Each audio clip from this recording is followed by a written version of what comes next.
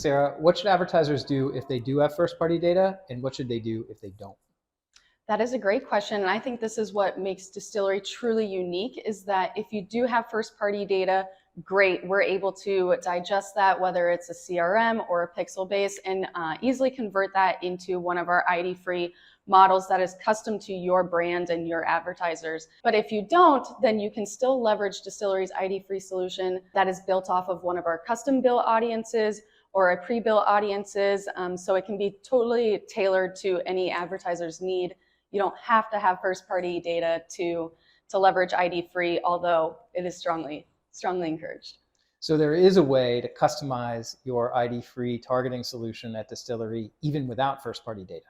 Absolutely, and that's where I think our custom-built audiences are a great second option, where we are able to build, a standard cookie-based audiences, the same ones that you are used to applying to your any everyday advertising campaigns.